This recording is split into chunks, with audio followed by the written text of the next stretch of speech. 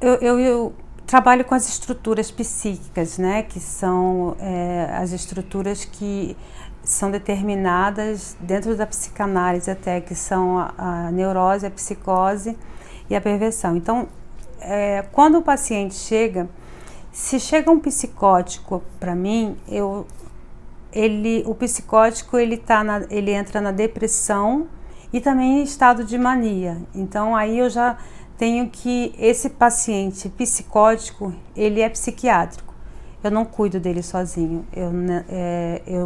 Ou eu pergunto se ele está em tratamento medicamentoso ou já encaminho e eu comunico que eu só vou atendê-lo se ele estiver sendo acompanhado por um psiquiatra também, porque eles têm picos de ansiedade e de depressão que pode levar à morte. Eles se cortam, eles alucinam, eles imaginam coisas que estejam acontecendo, são persecutórios, eles acham que alguém está perseguindo, eles podem causar danos também ao outro. Então eles têm que estar medicados, esses pacientes. Então a primeira coisa que eu tenho que identificar é isso, se é um paciente psicótico ou não.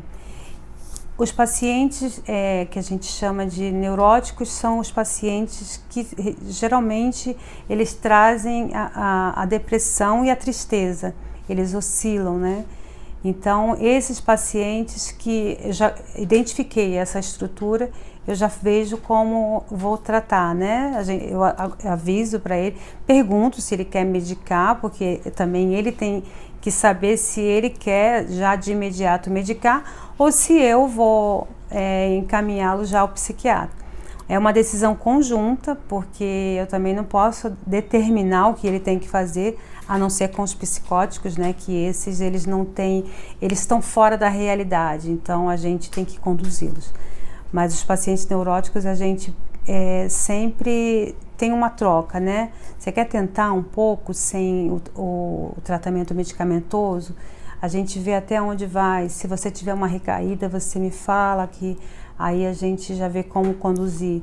Porque às vezes, quando tira o que eu falo, por que eu falo que tem que ter um começo sem o medicamento? Porque em muitos casos a depressão, eu preciso do sintoma para o paciente saber o que está causando aquela tristeza nele. Então, quando ele medica imediatamente, e não é um dano tão grande assim para a vida dele, essa tristeza, às vezes ele precisa da tristeza para trazer à tona o que ele está sentindo e o que está causando aquilo na vida dele. Então, eu preciso desse sintoma de tristeza, desse momento que ele está passando, para a gente poder identificar ali o que está acontecendo, o que ele traz do passado que está nesse momento incomodando a ele, né? Que ele está colocando ali como se fosse um passado presente.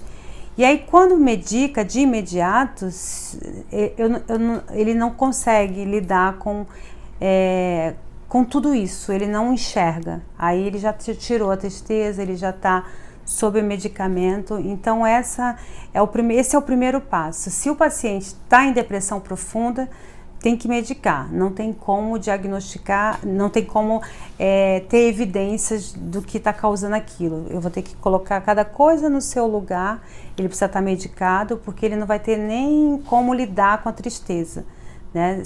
Porque é como se ele estivesse misturando tudo, toda a vida dele numa coisa só, num buraco negro. E aí nessa hora que a gente tem que ter essa perspicácia, né? O profissional ele tem que estar muito bem orientado, o profissional tem que... Nós profissionais da psicologia, da psicanálise, a gente não para de estudar, porque todos os dias as pessoas mudam, o mundo está mudando e a gente estuda comportamento e mente, né? Inconsciente. Então a gente precisa dessa ligação com tudo que está acontecendo e mais os estudos que a gente faz para a gente poder acompanhar os pacientes, porque são pessoas, são seres humanos.